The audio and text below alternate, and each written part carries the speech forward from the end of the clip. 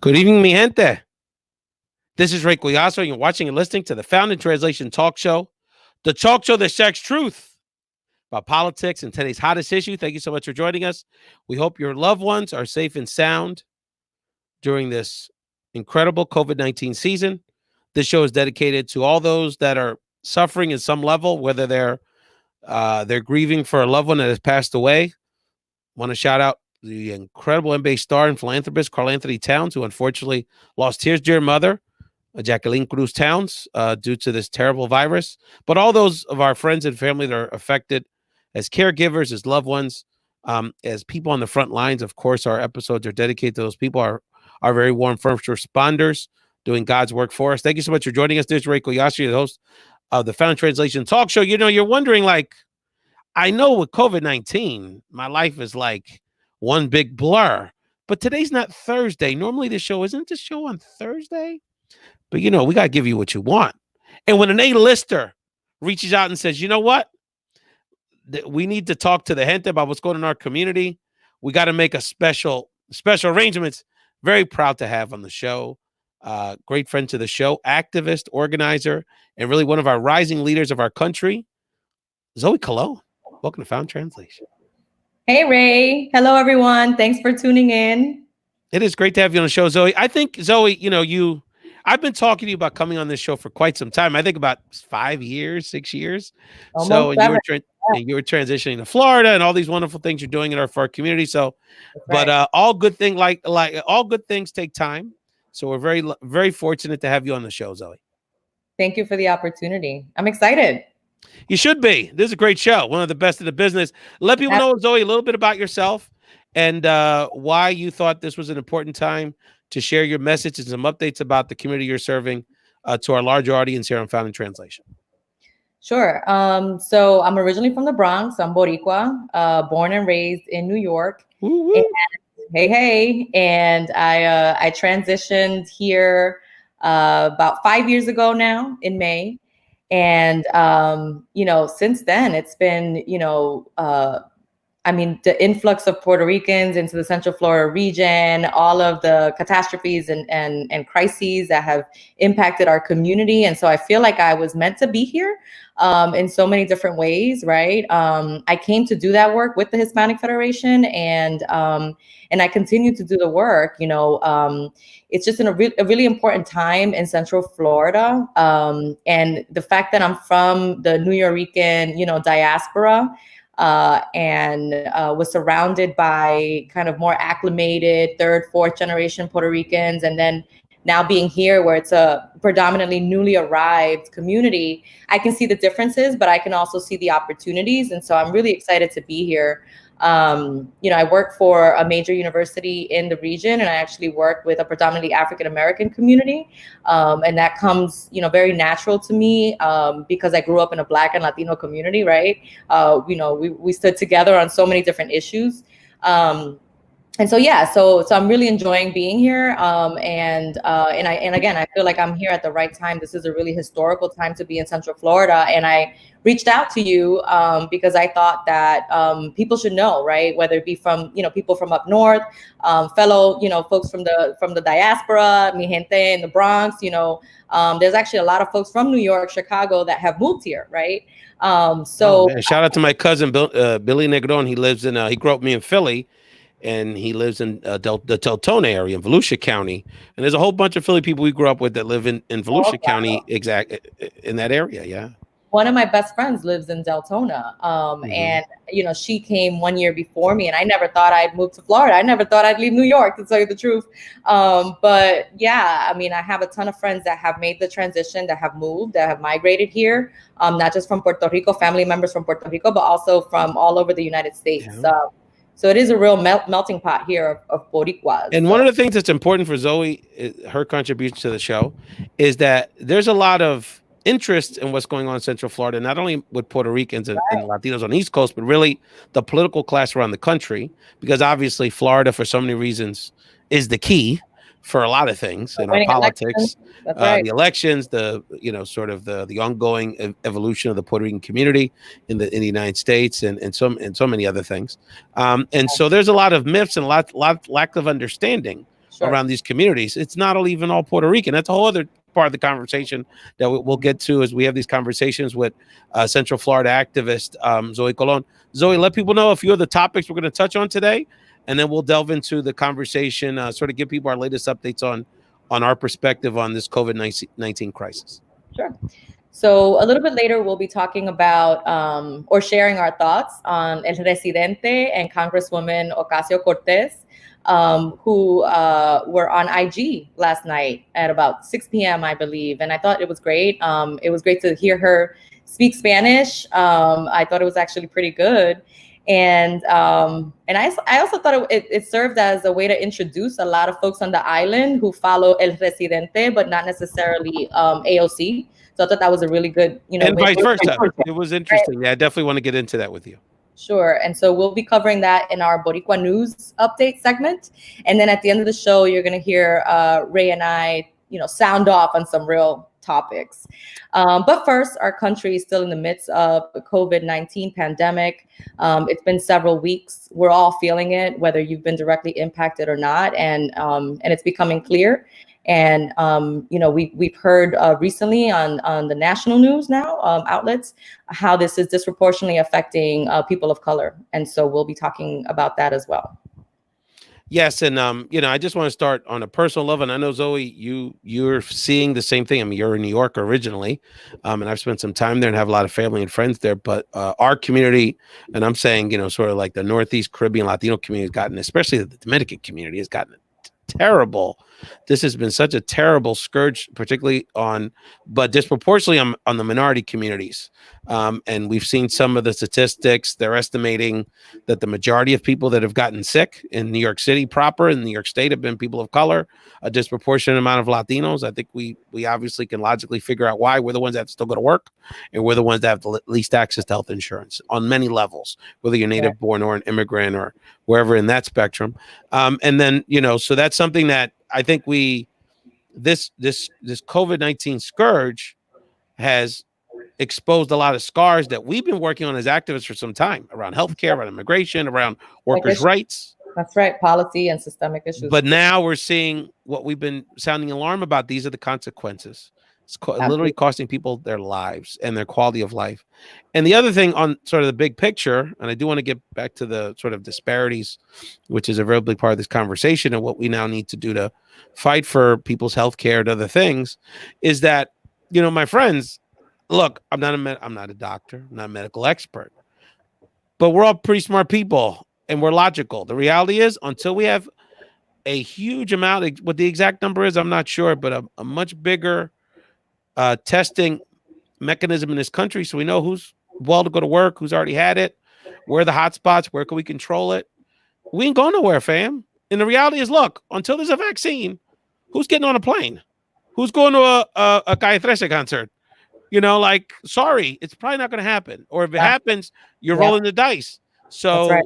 So we have to, right? Yeah. So we have to be diligent around just getting this. And I know it's difficult, but getting this federal government to get it together, to do the testing and the strategic planning we did to do, to be some sort of game plan here, because we don't want the economy to move along too. We don't want people in harm's way either. So, and then on the disparity side, this is an opportunity to really highlight the issues that, again, we've been working on.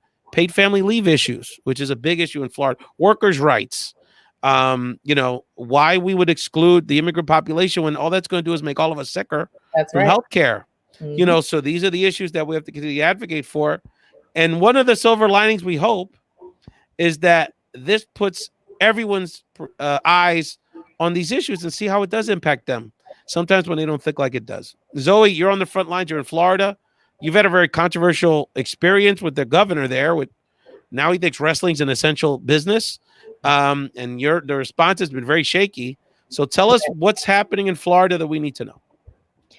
Yeah. So in Orange County and Osceola, the neighboring county south of Orange County, for folks that don't know and not familiar, and that's where Kissimmee is. So if you have if you're Boricua, you probably have a cousin that lives in Kissimmee, right?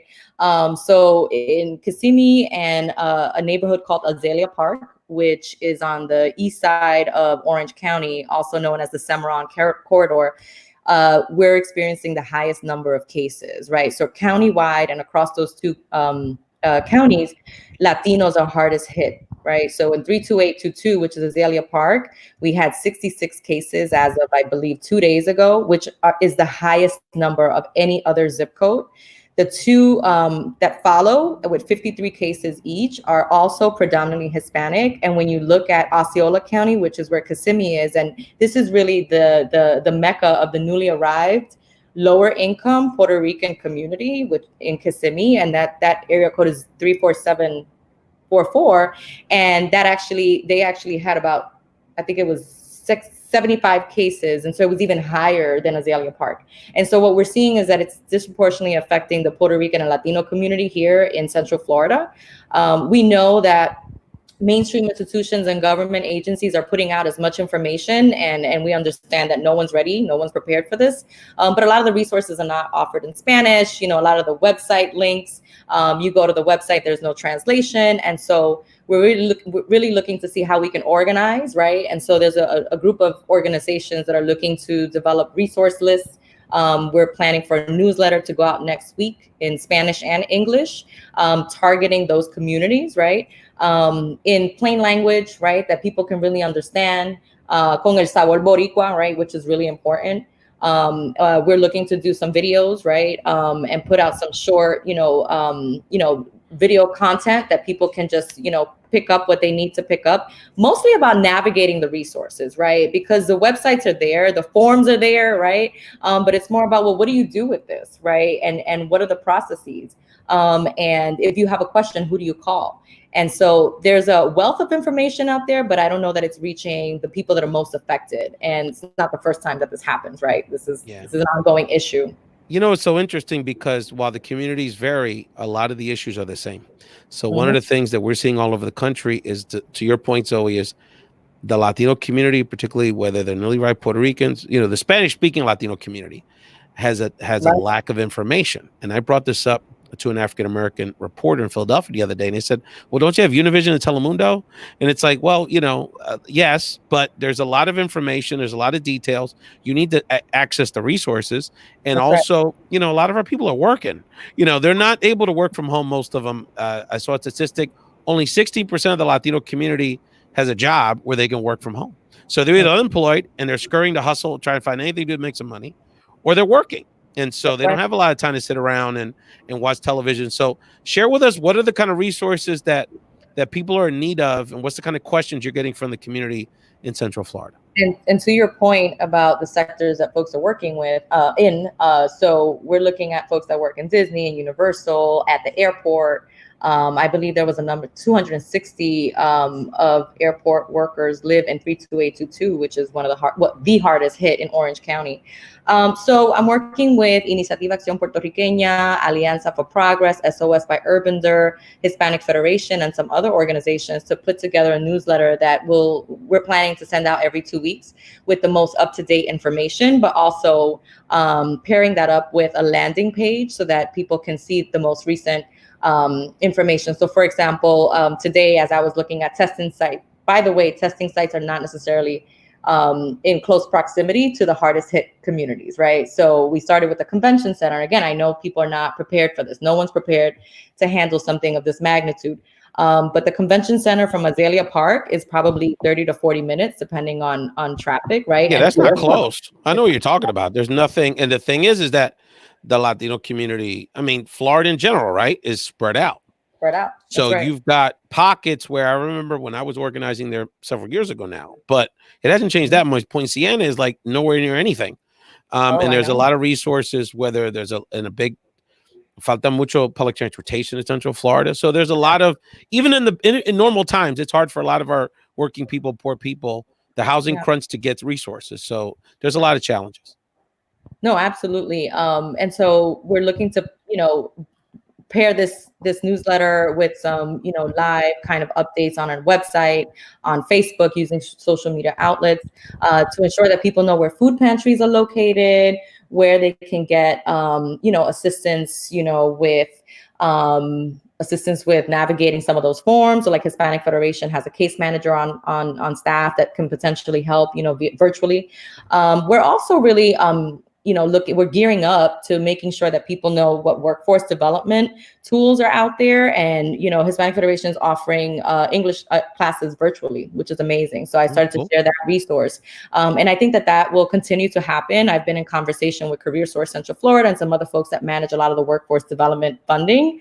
And they're also looking to see how they can go virtual, because we have an opportunity through this crisis to highlight the resources that exist that can propel you to your next step, right? So you can make a better wage, and that you can enter a sector or perhaps a type of position that you're not susceptible to this kind of economic shutdown, right?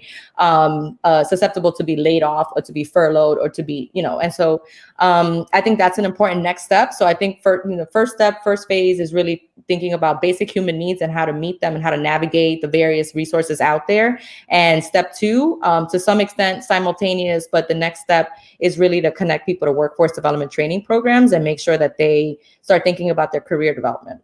Shout out when you talk about Hispanic Federation, the current state director, Yanitzi Vela, is a dear friend of both of us. And of course, the former director, who's a great mentor of us, Betsy Franceschini. So un saludo to those wonderful ladies out there. They'll be on future shows.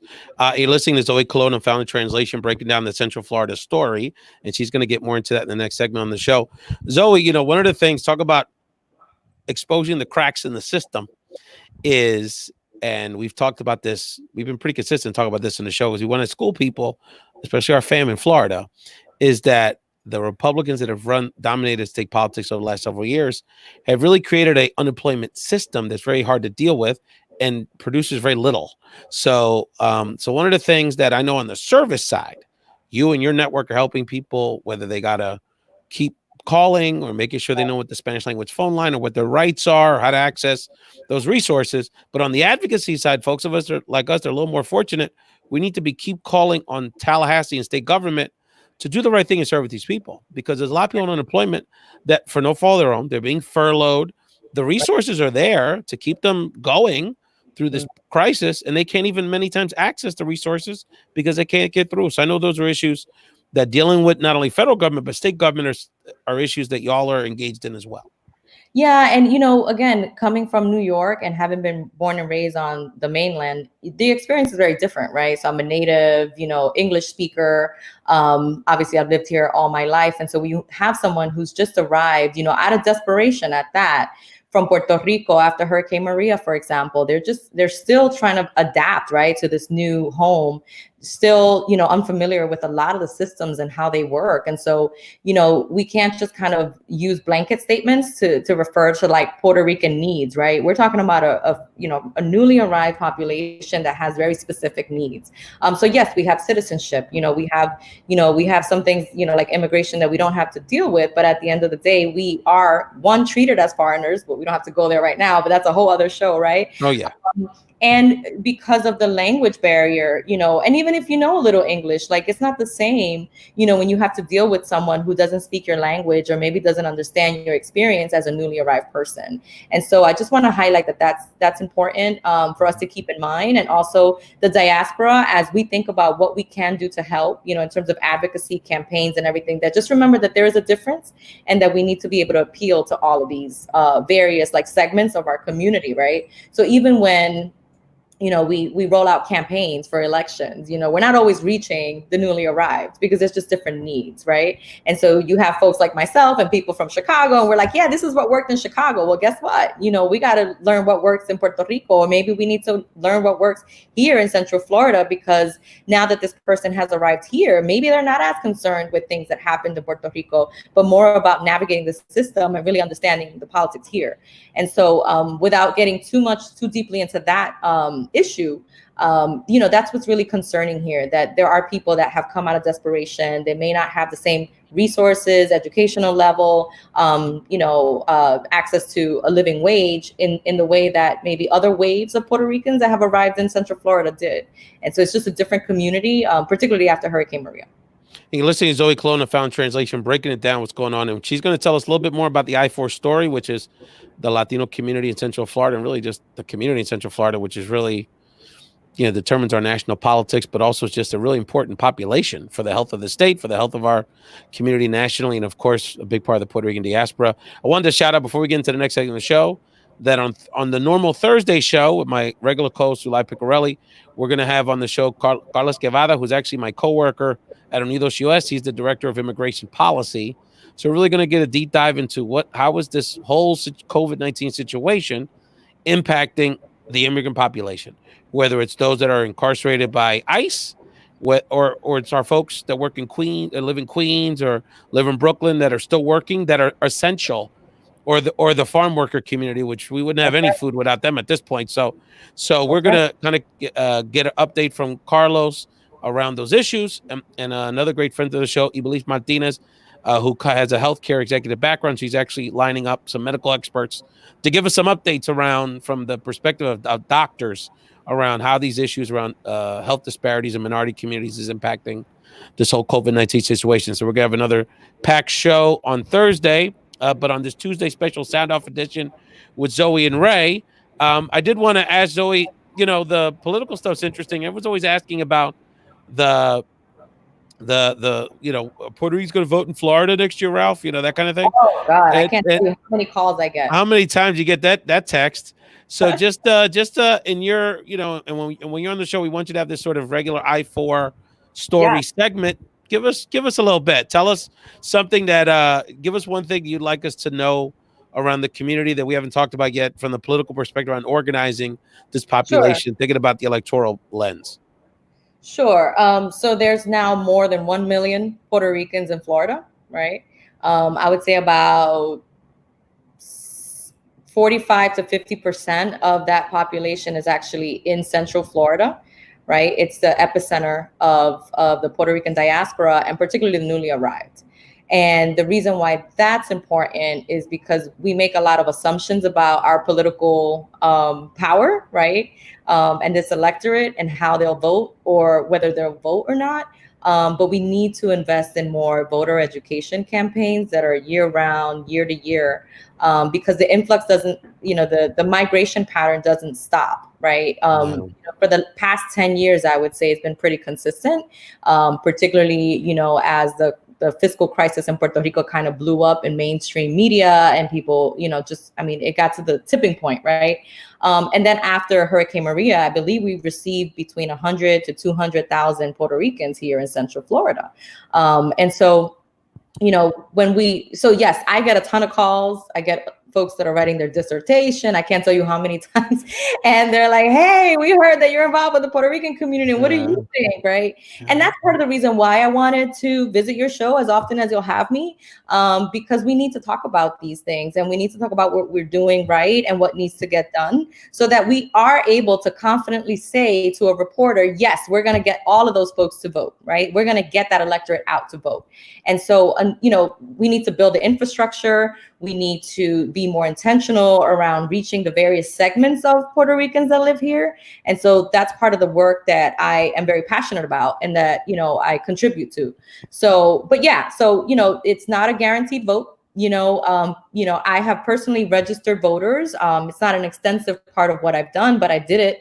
And during that time, whether it be at a festival, wherever I was, at a Walmart, talking to people, they're like, listen, I'm going to register as a no party affiliation, NPA. Why? Because I'm not sure, I don't know how things work here. I'm not sure what party I want to go with, So having said that, I think that the current administration and how we've responded or failed to respond to Puerto Rico's needs after Maria, after the earthquakes, and still today, as we look at COVID, right? There's not enough testing going on in the island, right? So people are watching, people are seeing, and they're noticing, as AOC said yesterday, it's kind of like elevating the colonial status of Puerto Rico, right? And whether you're a newly arrived Puerto Rican, from Aguadilla or Barceloneta, where my family's from, here in Central Florida, or you're thinking of coming, this is now on your mind, right? And then you have the Rica y Renuncia, movement, right? And that opened up,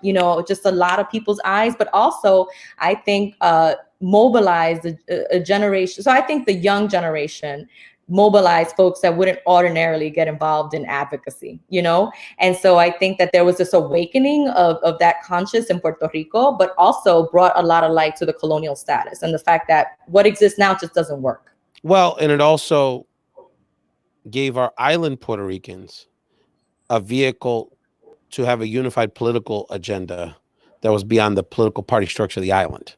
Now, how do we go from there? Will there continue to be sort of this breaking up of the traditional, that's very island based, right? But, of the political structure there remains to be seen. There's a movement, there's movements to address that. We'll see how successful they are, right? Yep. And then going to people that are here, you're absolutely right. And that's a trend, not just in the Puerto Rican community, Latino community, but just among younger people in general that, they're much more connected to their values than a party structure. That's we'll talk later about Obama and Sanders endorsing Biden, but essentially that's the battle of that, right? There's sort of this disaffected group of people that ideologically are what would be traditionally very progressive Democrats, but they're not really Democrats. They're progressive people that think the Democrats aren't good enough either. So, so that's a national dynamic that's taking place. So you can imagine what happens when you layer in Puerto Rican politics, the cultural piece, and being in a new place. And just like you said, they're not that they don't want to get involved. They just want information. Before we get to the next segment of the show, I think we have a caller here that wants to say hello to you. Hey, who is this, brother? Charlie, Don Carlos, excuse me. The legend. Carlos, Charlie Ramos. Carlos, brother, welcome to the show, man. From the It's been too long, bro. After 50, you gotta add the Don Carlos. That's right. Carlos, happy belated. Charlie introduced me to most of the people that I know that are activists here in Central Florida. So, absolutely. You, great friend, member of the family.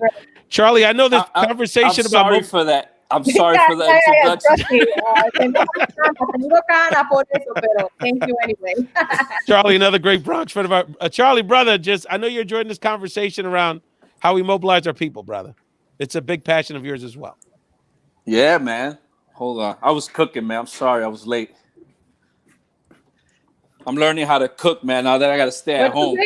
But Chef Boyardee doesn't count. I just want to say. So brother, if you come on the show as a caller, you got to ask our guest a question. So what's your question for Zoe? So Zoe, considering what's happening now with the this current environment where we can't really mobilize folks, which is kind of what we're usually doing in Florida, how are people planning for that? I'm just curious because I'm hearing all these mixed stories from around the country, and I'm just curious what people are planning as a plan B, I guess. Sure. Well, so I've heard from various institutions that they're looking to really push the vote by mail. Just in case that's where we land as far as like our election, right? So starting to push that now, making sure that folks really understand how, all the specific instructions that come with vote by mail, right? You have to like initial the after you close the envelope and things like that you wouldn't customarily like really think about doing that, right? So I think that people are gearing up right now. I think that we have to be more creative. So using social media, creating short videos. I know Alianza for Progress has been doing that for the last, I would say 3 to 4 years and have been pretty excellent at doing that. I'm sure Hispanic Federation, is thinking of this. I know that they're in our newsletter that we're sending out, they're pushing for the census as well, right? So we're still trying as much as possible to mobilize people and, ensure that they have the tools that they need to be, active in a lot of these different, arenas that's so important for our community. It's just so hard, right? I mean, the momentum is it's just so hard. How can you push a census right now, when people are really worried about their livelihood? And so it's challenging. And, I personally think some of these things should be postponed until this is completely gone. We are already undercounted and at a disadvantage when it comes to participation, not only in elections, but the census, right? Historically, we know this, it's documented, right? So I worry, I'm absolutely worried. I'm absolutely distraught by the current administration kind of exploiting, right, this national stage and a time that really should be about humanizing this issue and thinking about lives lost. In New York, I believe it's over 10,000 lives that have been lost already.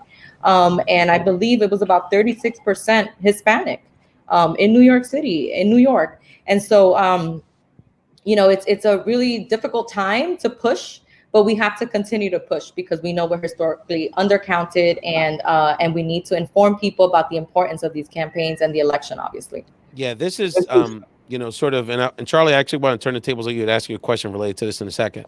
But this issue related to our voting rights outside of this pandemic is the biggest political issue of the year, because if we don't have the ability to vote and leave it up to some process that we really either have to choose to go out and vote or to protect ourselves, then that's going to leave us in a lot of peril. And fortunately for us in Florida, we have already a system to vote by mail. We don't have that in every state in the country. This is going to be the first year in Pennsylvania, for example, you can vote by mail. We had basically the election day and very limited absentee before that. In the West Coast, it's a little different, a little more liberal systems.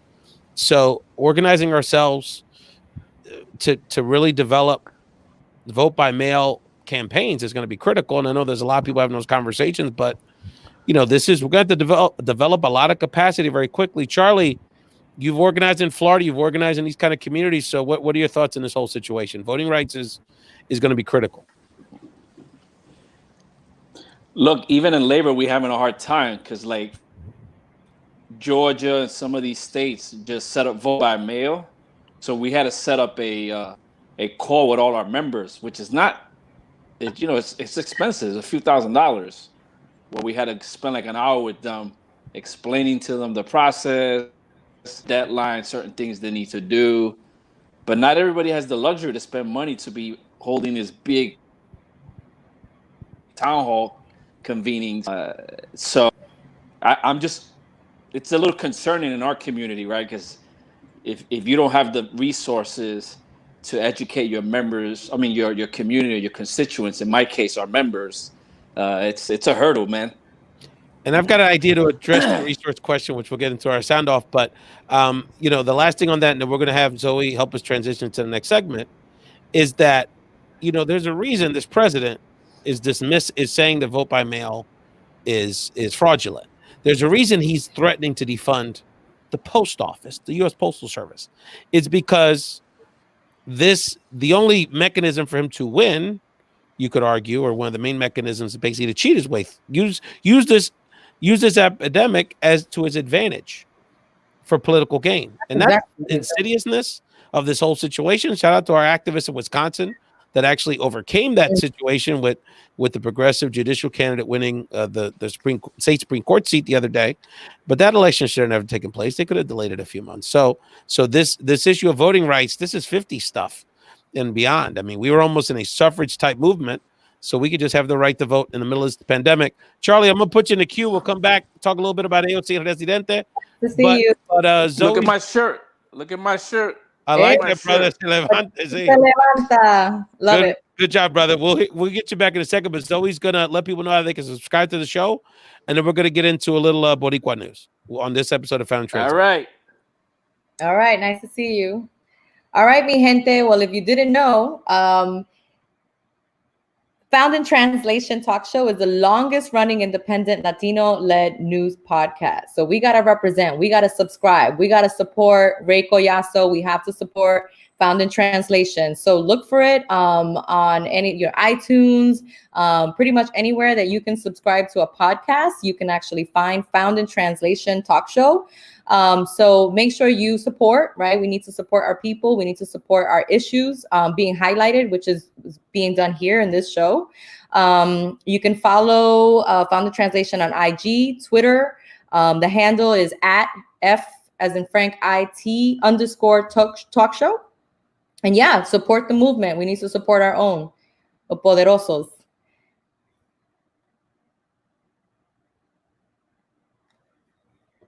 I want to acknowledge Ray because we had this conversation, I would say about 6 or 7 years ago, with my good friend Denora Nieves, who actually just lost her dad to COVID.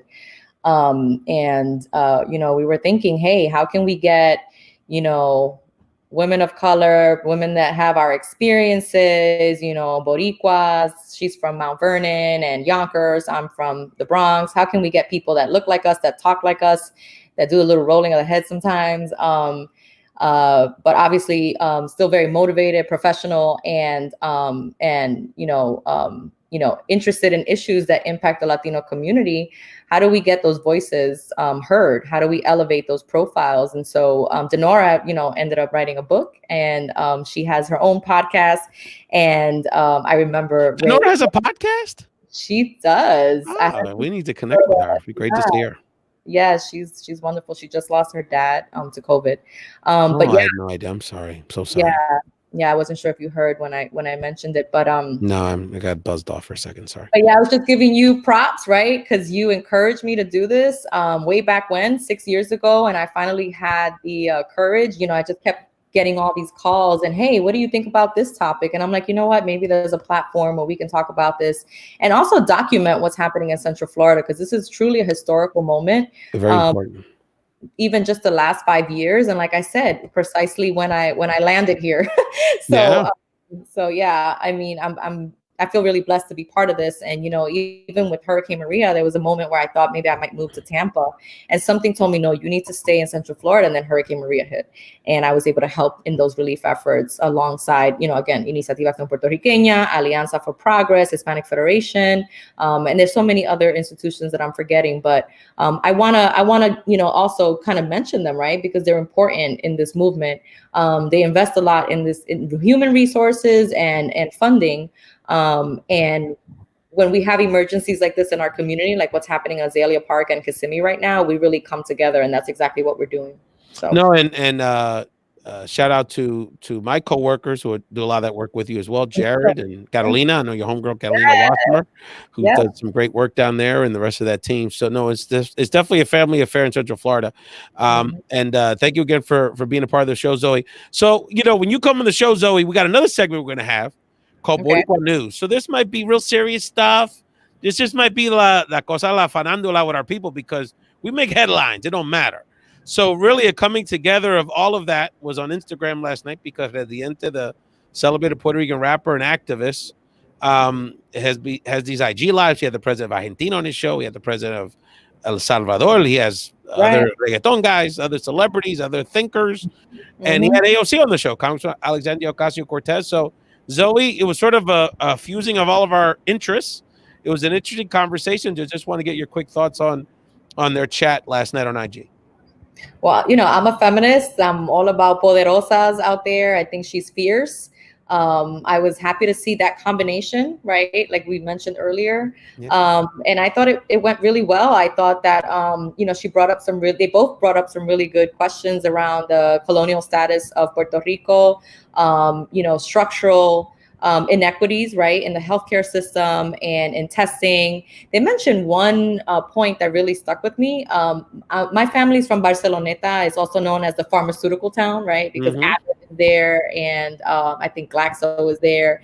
And so Roche, which is one of the major pharmaceuticals, I believe, has a number of sites in Puerto Rico. And what I heard is that I think they were administering maybe 2 tests per site, which I think is ridiculous, and they should be held accountable.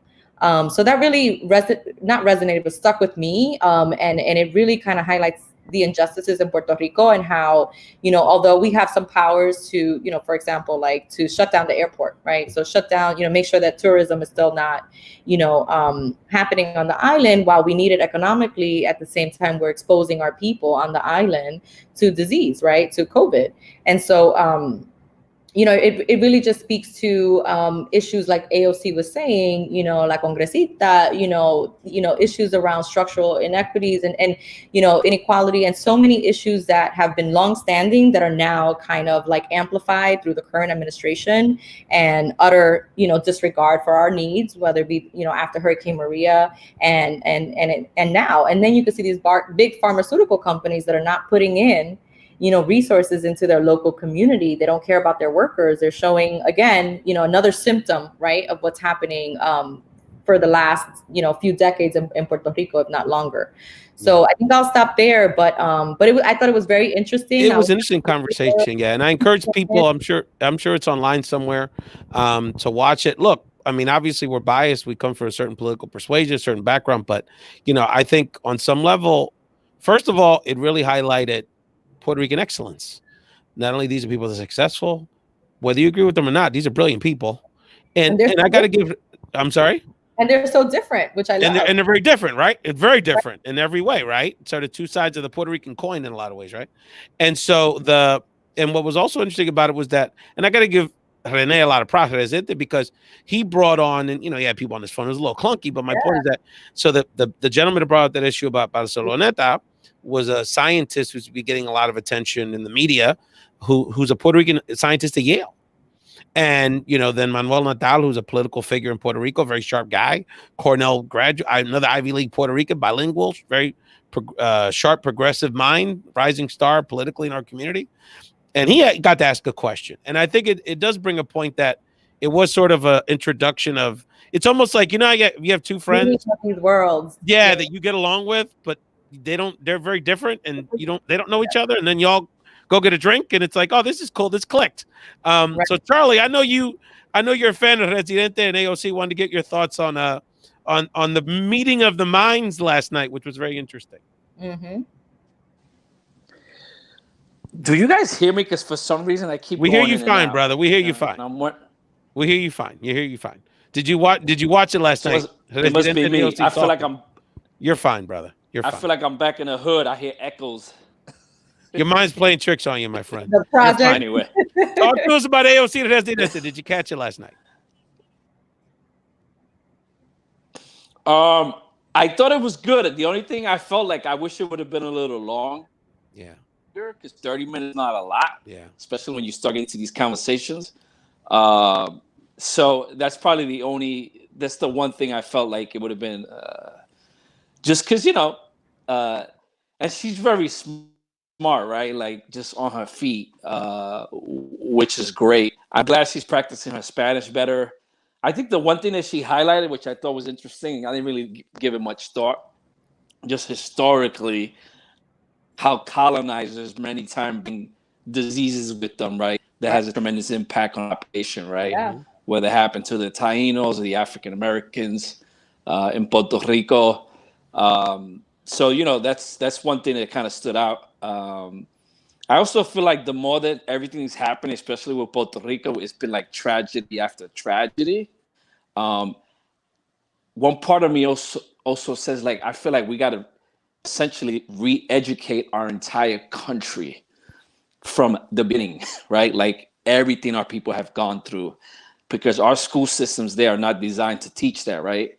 And I also feel like there should be a concerted effort by educators and the entire society at large to really re-educate our folks.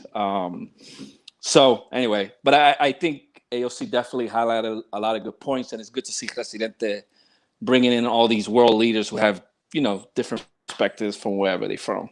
Absolutely. And it's interesting because it's funny in my mind.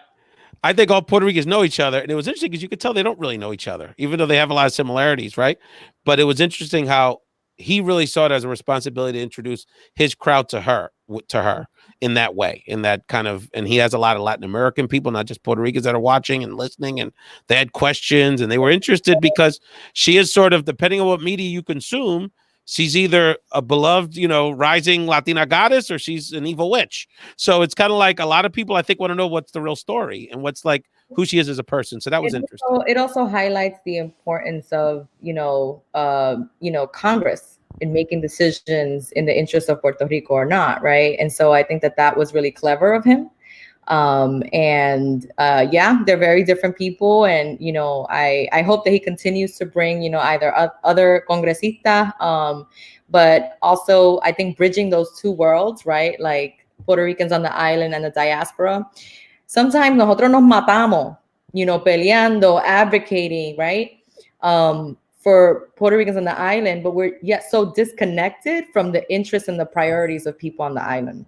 And a lot of us think we know, right? So even when you ask me the question about, the status of Puerto Rico, I'm pretty consistent in what I say. It's like, I've never lived in Puerto Rico. Yo no me crié en Puerto Rico. So who am I, right? I have opinions about it, but, for me to make a formal statement, right, without ever living in Puerto Rico, it's just not something that sits well with me, right? So the other side of that coin, so I had a similar experience the other way. Because in 2016, one of my cousins that was raised on the island, he's our age, raised on the island. He's been in Central Florida. I think he's more on the Tampa, Sarasota side. but he, you know, maybe 5 years. He hasn't been there that long, but he's been there enough, right? So, and you know, middle class guy, business person, pretty successful, but I wouldn't say a conservative person personally, right? So he makes this whole big thing on Facebook right before the elections in 2016. I'm going to go for the Latino ticket, Clinton and Rubio. So I call him and I said, primo, con respeto y amor y todo, like, you're going to vote for Marco Rubio, bro? And he goes, look, first of all, he supports my party in Puerto Rico.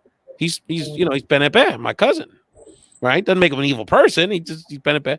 He supports my, and when he's in Puerto Rico, he's very respectful. He talked about Puerto Rican issues. Habla español. I saw him on TV for the Pulse thing. What do you want? Like, you know, like, you can't, I don't know who the Democrat is. I don't even know who he is. And he had a point. So I think it's important for Puerto Ricans and for progressives. This is actually a bigger lesson for quote unquote Democratic progressive operatives.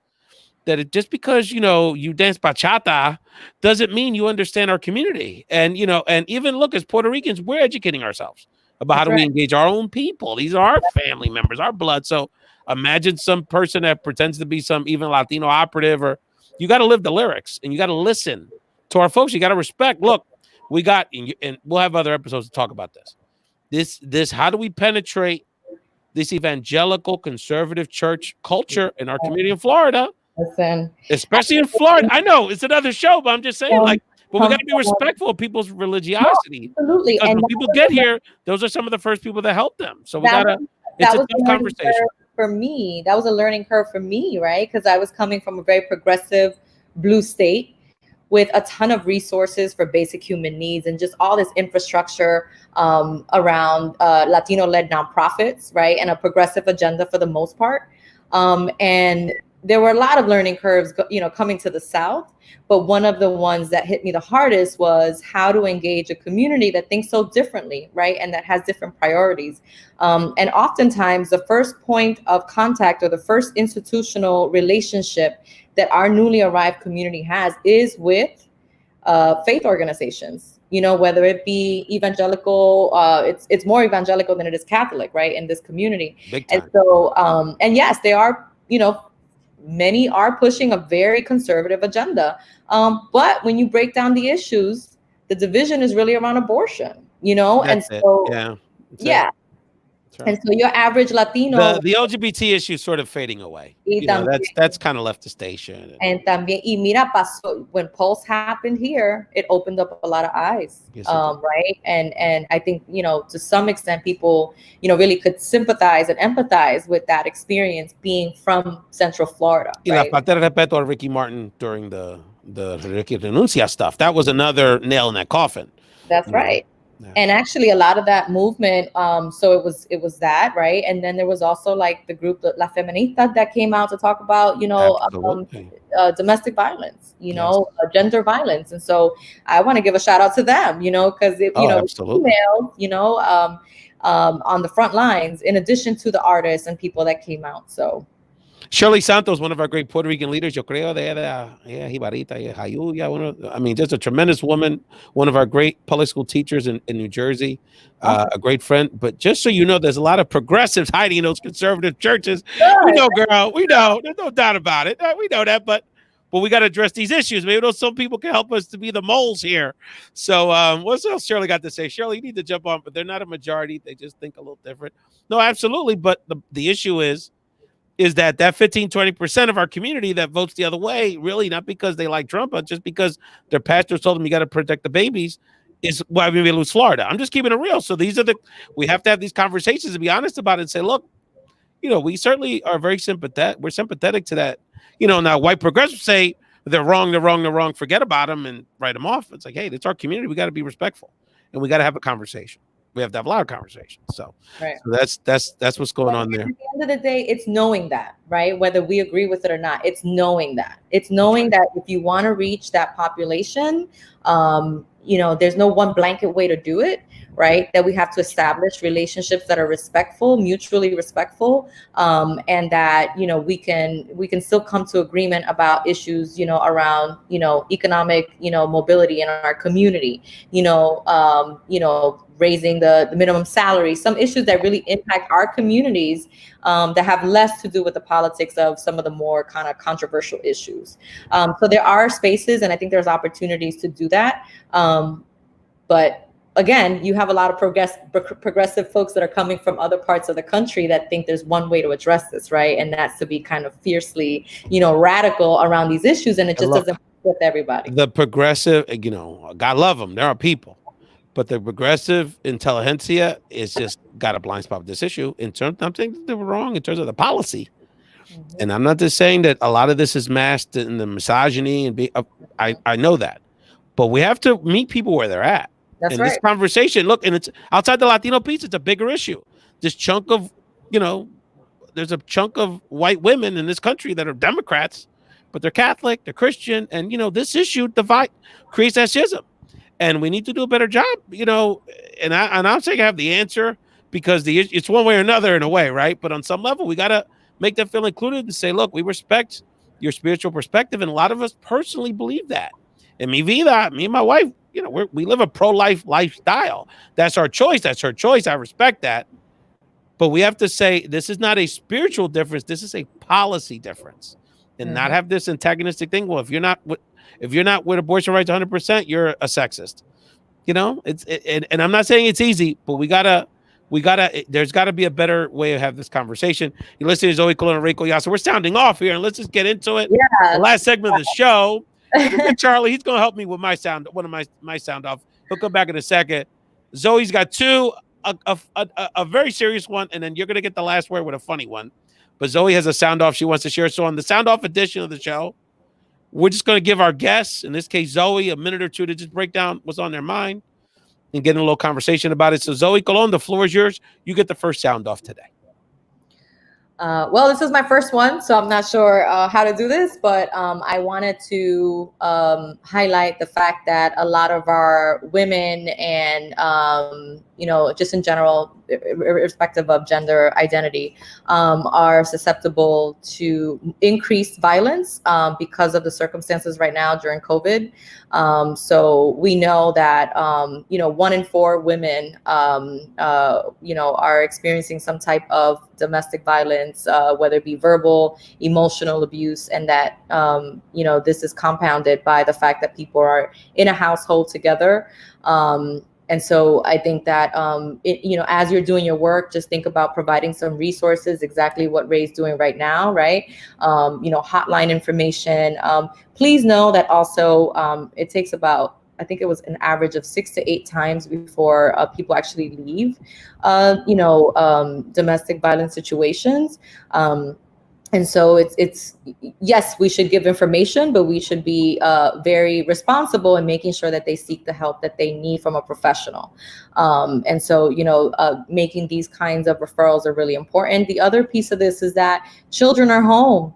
And so whatever's happening in the home, the children are also exposed, right?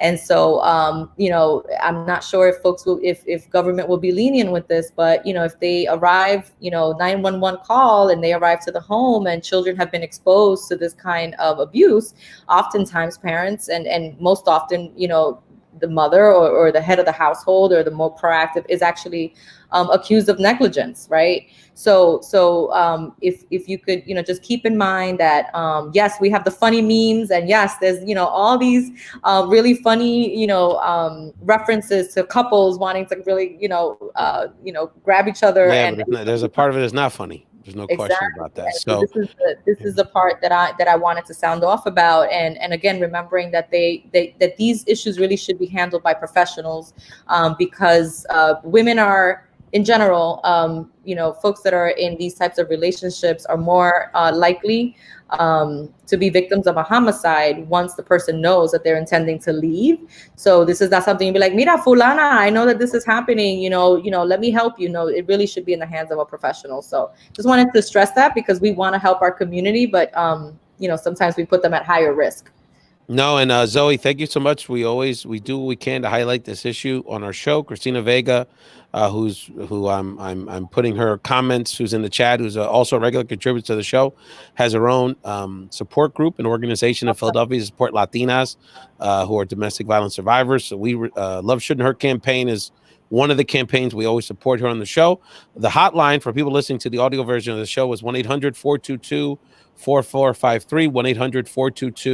1-800-422-4453. And what's important about that, and Christina's mentioning in the chat, is that for those that may feel endangered, and are endangered, they can text that number. So obviously it may be difficult if you're trapped in the house to make the phone call. You could text that number, and you may have to text it a few times, or it may take some time, as you said, Zoe. But we're with you. We're with you. We're with you. You're not alone, and you have resources out there. Please text the number if you feel endangered, and have professionals, as Zoe said, deal with the issue. For my sound off, I'm gonna make an opening statement and bring Charlie back into the mix.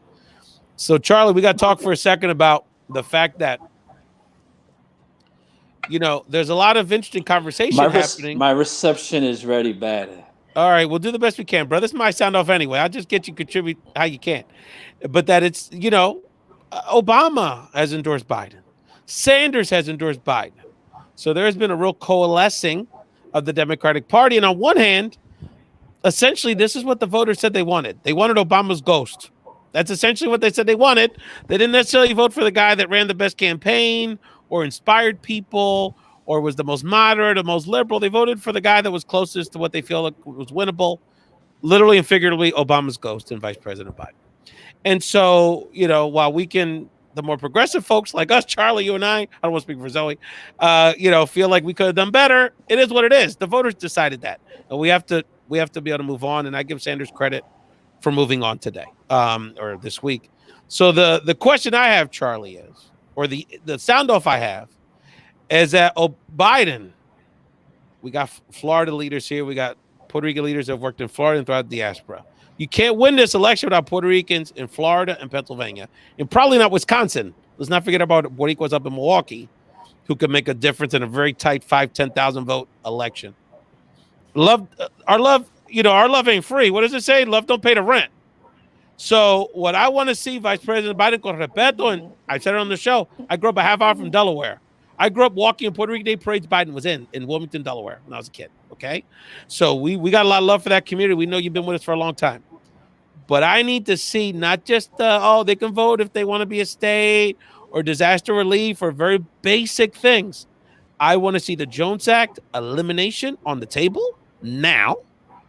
And I want to see the Promesa board out of here on the table now. So, Charlie, I think that needs to be the centerpieces of what he needs to do for the Puerto Rican community, and he needs to commit to now. And I want to get your thoughts about that.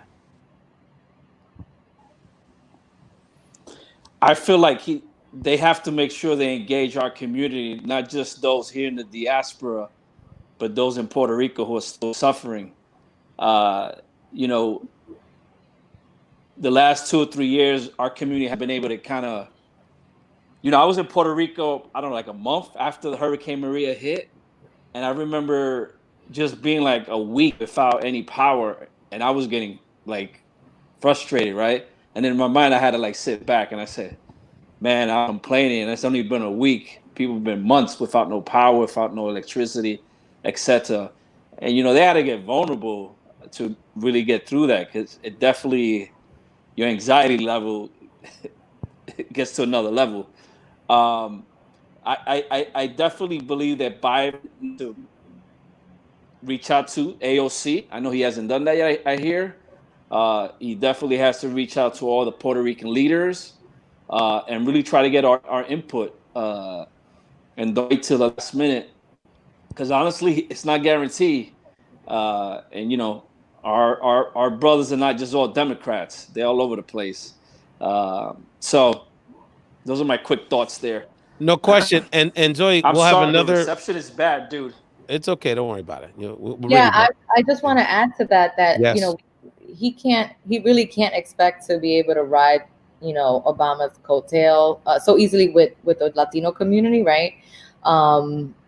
the Latino community doesn't forget that under the Obama administration, there were more deportations than any other modern day administration. So, no, And the Promesa board occurred under the Obama administration. and the Promesa board, right? So, la economía de Puerto Rico. So. Exactly. And so we need to, I believe that we need to support Biden as a community. Absolutely. But he needs to earn it. No question. But he has to have the chops, to come up with a progressive agenda that really engages folks, particularly those that were Bernie, followers, right? And I don't know if he has it, but we have to keep pushing him, right? And Central Florida, again, I mean, Trump has been here, I don't know how many times since he's been elected, not just to Mar-a-Lago, but actually to Central Florida. And there's a reason, right? You really can't win the White House without the I-4 corridor, right? And, there are almost 500,000, Puerto Ricans in this I-4 corridor. But going back to some of the issues that I was explaining, we really need to do a lot of voter engagement, a lot of voter education to have people really understand a lot of the ideologies behind why you would vote for this person or not. And, doing nonpartisan voter engagement work is really tough, so we really need investments, from major funders to come in to do that kind of work so that we can be that aggressive. So you set me up for my other sound off, Zoe. So well. Because on some level, and I've been saying this on the show for quite some time, many months, is that we hope that money comes from those traditional non-Latino sources, but on some level, we have to assume the worst and do this for ourselves. So, and not only have the money you can write off on your taxes, but that political money to be able to tell people what's really going on, which is really what you're sort of alluding to. That's right. So this is what I'm proposing, and goes in my other part of the sound off. So one of the things I've been enjoying on IG, there's not very many good things about this whole situation. One of the good things is that us old school, you're a younger woman, Zoe, but those old school hip hop people like me are really enjoying all this hip hop IG. I know you're the one from the boogie down. Yeah, hello. Okay, so this weekend, so they've been having this series of on Instagram, these battles with the old school, all the hip hop DJs. So producers, so Premier, who was with Gangstar, went up against RZA from Wu-Tang, and they play all their hits, and it gets you to reminisce in the old days, and all the rappers are in the chats giving comments, and all these different celebrities are in it. And it's really Obama was in the chat. Yeah. Mm-hmm. Yeah, so it's a lot of cool. So I think what we should do, and I know we're good at throwing fundraisers for Puerto Rican stuff. I understand that. But I think the Puerto Rican singers and entertainers need to have some IG competitions and raise money during these competitions for the political work that we can do. Now, I know, people, J-Lo's situation with the hurricane, well intentioned, she gave the money to a charity that was led by the governor's wife, and that didn't work out. So J-Lo, if you're part of this, give me and Zoe the money. We'll take it. So my question to you, Zoe, I have a proposal, is that there's a lot of matchups we could have. So let's say like we had singers. So you could have like Mark Anthony versus Victor Manuel. Yeah. You could have I was thinking, you could have the rappers battle, like Fat Joe versus Daddy Yankee or Bad Bunny. You could have the females, Olga Tañón, maybe Anita Nazario. Like, there's a lot of combinations. But I'm thinking the ultimate one. Because there's really, I don't think, with all due respect, I don't think there's really a female that could go up against J-Lo and give her a run. But the half Puerto Rican from Hawaii could give him a run, Bruno Mars. Could you imagine J-Lo and Bruno on Instagram going on a sing-off and him playing his piano and her doing her dancing? Oh, that would be amazing. We could raise some money to do this, my friend. So I wanted to put some homework out there. I like that idea. Get to our celebrities and say, if the hip-hop guys could do it and they're raising money, I don't know if you saw D-Nice hooked up with Michelle Obama, and now he's getting people to volunteer to do exactly what we're talking about for the Black community. Mm-hmm. So why don't we do it for the Latino community, Puerto Ricans? We got the celebrities. Even most of the Dominicans have Puerto Rican. Romeo Santos is from the Bronx. His mom's Puerto Rican. He could throw in too. So I don't know. What do you think about my idea, Zoe? I think we could have we could raise some money to do this for real. Well, I think that, Residente and Bad Bunny really made a really good point, in how, or they made a really good example of how, celebrities and artists could really lead a movement. And we absolutely need that kind of investment in our community, particularly in states that we, swing states, right? And the fact that the vast majority of folks that are newly arrived are picking no party affiliation is really concerning, right? They didn't participate in the primary. And if they don't pick a party, they're not going to in the next primary, right? I honestly, Cardi B, I like that. Shirley talking. She loves the chats and she don't jump in the show. You know what's amazing with me about Shirley? A little sidebar. Shirley does radio. Did radio in Puerto Rico. Oh, very cool. Please, I'm literally going to do a show at a restaurant in her neighborhood.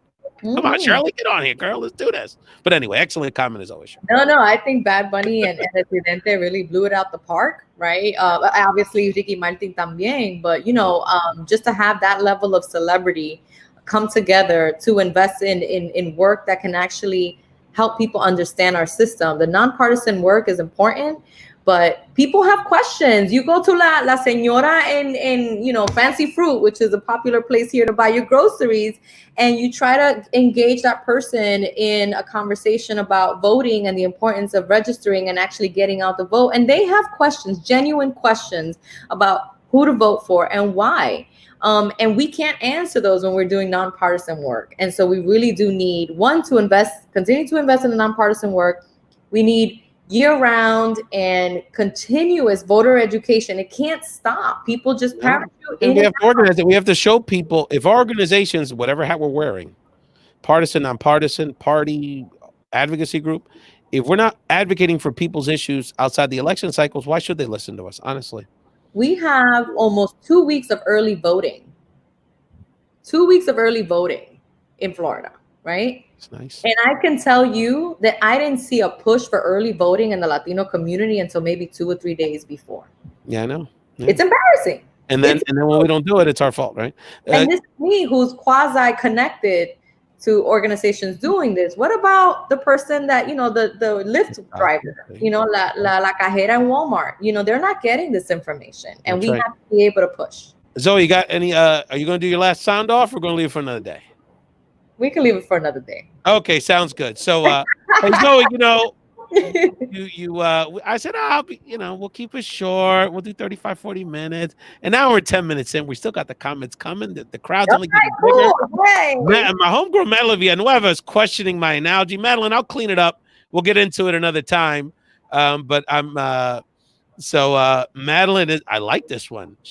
Cardi B versus Evie Queen.